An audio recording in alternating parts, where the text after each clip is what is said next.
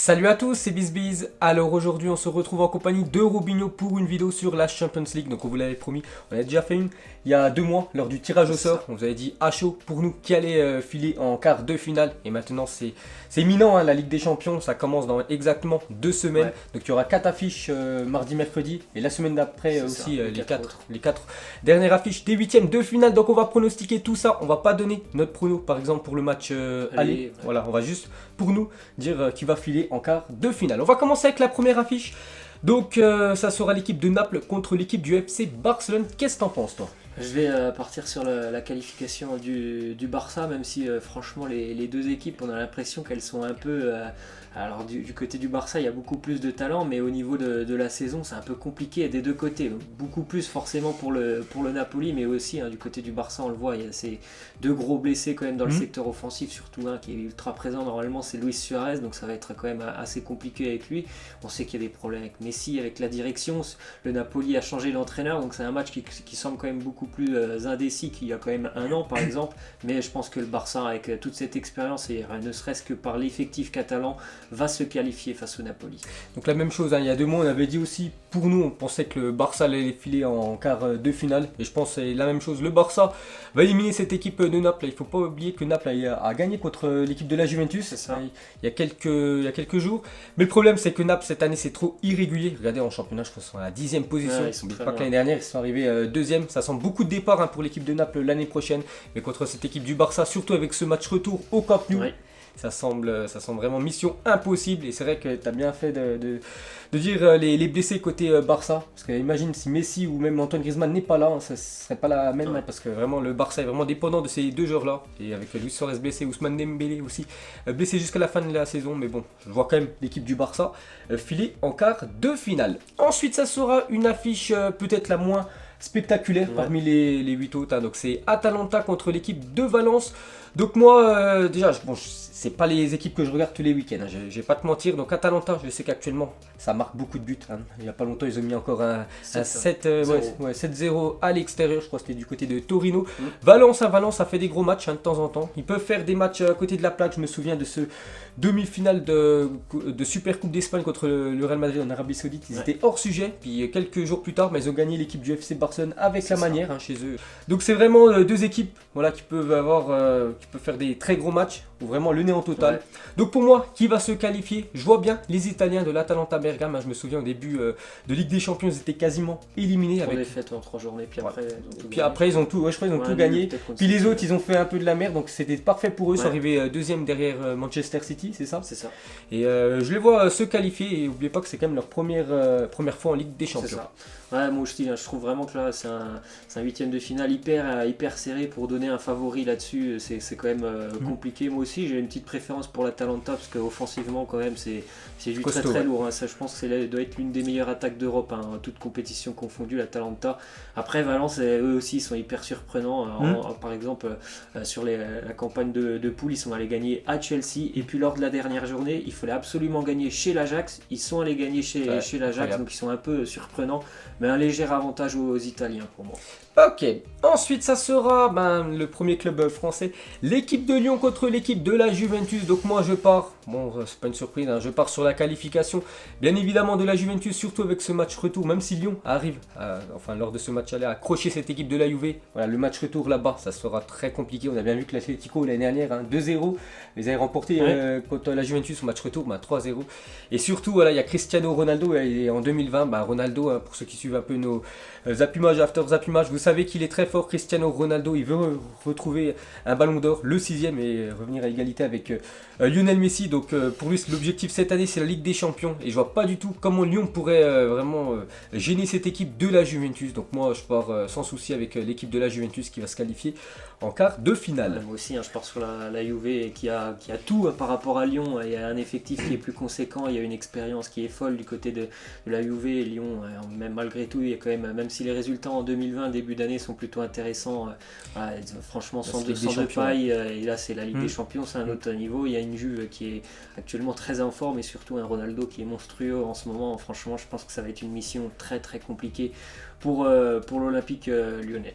Petite parenthèse, un bon anniversaire à Cristiano Ronaldo qui a 35 ans aujourd'hui. Ensuite, Tottenham contre l'équipe du RB Leipzig, qu'est-ce que t'en penses? Je me souviens de ce tirage au sort où José Mourinho avait dit dans 3 mois ça sera pas la même chose, on n'aura pas la même équipe. Je sais pas s'il y a eu énormément de changements quand même du côté des Spurs, il y a eu quelques recrues mais ils encaissent quand même beaucoup de buts, je trouve les Spurs. Après voilà, ils ont quand même cette expérience de l'année dernière, cette finale. Leipzig est un petit nouveau aussi on va dire à ce stade de la compétition, même si l'année dernière je crois ils y étaient allés puis s'étaient fait éliminer. Pour moi, ce sera une qualification des Spurs. La même chose, hein, Tottenham. Et quand on avait parlé il y a 2 mois, est-ce qu'Harry Kane était déjà blessé? Non, il n'était pas encore blessé. Parce que maintenant, c'est quand même quelque chose à dire, hein, que Harry Kane ne sera pas là pour ce double confrontation. Mais l'année dernière, il avait quasiment jamais eu, jusqu'à la fin de toute la Ligue des Champions, sur les phases d'élimination. Il n'était pas là, c'était Lucas ou Son qui faisait le travail, donc ça sera à peu près pareil. Donc moi je pense un peu du même avec toi, hein. Je pense quand même que l'équipe de Tottenham va se qualifier. Il ne faudra pas oublier plutôt ce match retour en Allemagne, parce que le RB Leipzig, même s'ils perdent du côté de Tottenham, hein, le match retour, on sait que des fois il y a souvent des surprises, mais je vois quand même les Spurs, hein, comme tu as dit, avec l'expérience l'année dernière, ils sont quand même allés en finale de Ligue des Champions, je les vois aller en quart de finale. Ensuite, ça sera une très belle affiche, Chelsea contre l'équipe du Bayern Munich, qu'est-ce que t'en penses? Là aussi, c'est franchement indécis. On a Chelsea qui est plutôt pas mal quand même cette année. Avec Frank Lampard, on pouvait s'attendre à ce que ce soit pire, hein. C'était quand même un nouvel entraîneur avec beaucoup de changements dans l'effectif. Le Bayern, c'est un peu pareil. Il y a eu beaucoup de changements d'entraîneur, un effectif qui a pas mal changé aussi, donc c'est assez indécis. Mais je pars sur les Allemands, pour moi, qui ont une puissance offensive qui me semble plus supérieure à celle de Chelsea. Ça peut marquer un petit peu de partout sur la ligne offensive, alors que Chelsea, on est quand même vraiment dépendant, je trouve, de Tammy Abraham. Dès lors qu'il n'est pas là, c'est un peu plus compliqué. Et puis même globalement au milieu de terrain et défensivement, je pense que le Bayern est beaucoup mieux armé pour aller chercher une qualification. La même chose, hein, je vois l'équipe du Bayern éliminer cette équipe de Chelsea. Comme tu as dit, pour moi, le Bayern, si on regarde toutes les lignes, c'est largement supérieur à cette équipe de Chelsea. Depuis le départ quand même d'Eden Hazard, ils ont eu du mal quand même à trouver un remplaçant, même si tu as dit qu'Abraham, il marque pas mal de buts. C'est quand même le Bayern, hein, le Bayern Munich en face, même si les dernières années, le Bayern c'est plutôt décevant en Ligue des Champions. Tu te souviens des années 2010, 2011? C'était demi-finale. C'était à chaque fois les demi-finales, même si ces dernières années ils ont un peu de mal. Je vois quand même cette équipe du Bayern éliminer cette équipe de Chelsea, surtout le Bayern, hein, joue le match retour à domicile. Ensuite, ça sera un match, hein, vraiment, on a mis le maillot, voilà, match qu'on attend tous, les gars, ça sera exactement le 18 février, ça sera mardi dans 2 semaines. Donc l'équipe du Borussia Dortmund contre l'équipe du Paris Saint-Germain. Donc vraiment, moi j'ai hâte, hein, de cette rencontre. Donc déjà, à chaud, il y a 2 mois, j'avais dit l'équipe du PSG. Je reste quand même sur la victoire du Paris Saint-Germain. Ce serait bien, parce qu'oubliez pas que les 3 dernières années, ils ont échoué en 8e de finale, le PSG. C'est vrai que si on regarde les 2 équipes, le PSG est pour moi supérieur, mais bon, il y a eu quelques modifications avec cette équipe de Dortmund, surtout avec l'arrivée de Haaland, hein, qui pour ses 4 premiers matchs, hein, et à chaque fois il a marqué minimum un but, il y a des fois il a mis des triplés, mais vraiment c'est une surprise, hein, ce joueur, il faudra faire très attention à lui. Aussi Jadon Sancho, hein, qui est vraiment en ultra forme avec l'équipe du Borussia Dortmund, Marco Reus, tout ça. Mais pour moi, le Paris Saint-Germain, voilà, vraiment, il faut passer un palier. Ils ont quand même Mbappé, Neymar devant. Ils ont investi plus de 400 millions d'euros pour ces 2 joueurs-là. C'est des joueurs vraiment pour essayer d'aller plus loin en Ligue des Champions, pas la Ligue 1, parce qu'on sait que le PSG survole la Ligue 1.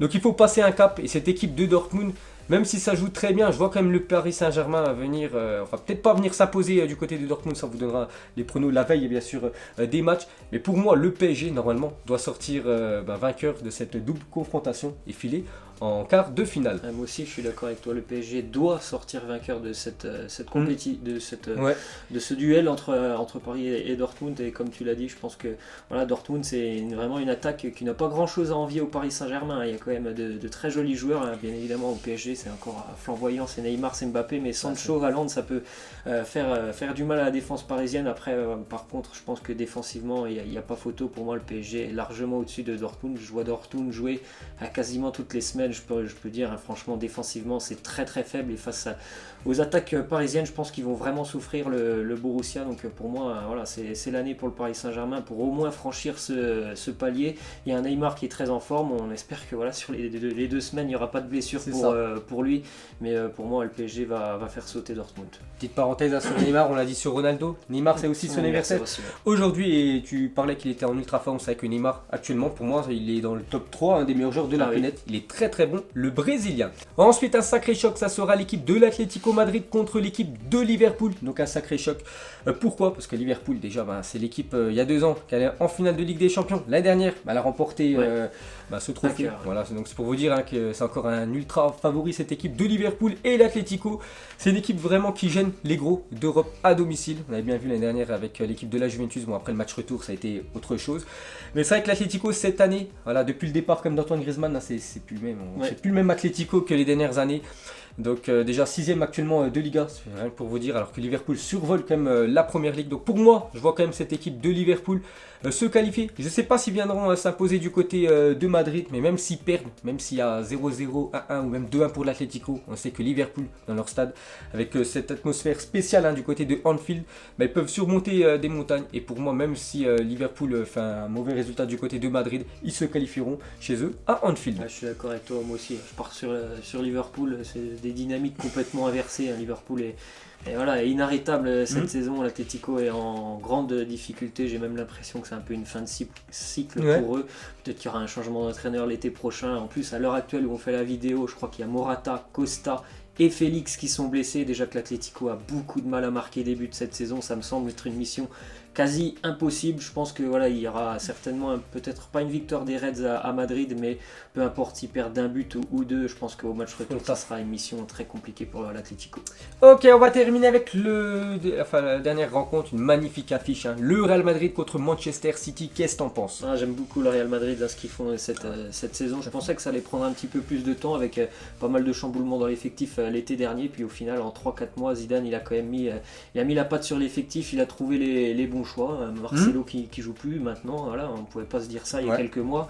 C'est comme ça maintenant, et je pense vraiment que le Real est très très bien armé pour faire tomber Manchester City qui, comme d'habitude en Ligue des Champions, est assez décevant depuis qu'il y a Guardiola. De toute façon il n'y arrive pas. Une équipe qui est trop tournée vers l'offensive, Manchester City, qui ne sait pas beaucoup défendre en Ligue des Champions, c'est très important, et on voit le Real qui est meilleure défense de Liga, qui doit d'ailleurs être l'une des meilleures défenses d'Europe, je crois bien. Donc franchement, je donne un avantage sérieux au Real Madrid. Je pense que cette année, on peut les revoir déjà, pourquoi pas, vers les demi-finales. La même chose, il y a 2 mois, j'avais dit le Real Madrid. Pourtant, il y en a plein qui pensaient à Manchester City. Et je reste sur cette équipe de Madrid qui est vraiment très forte ces derniers temps, avec tous les trophées qu'ils ont remportés, dont surtout la Super Coupe d'Espagne.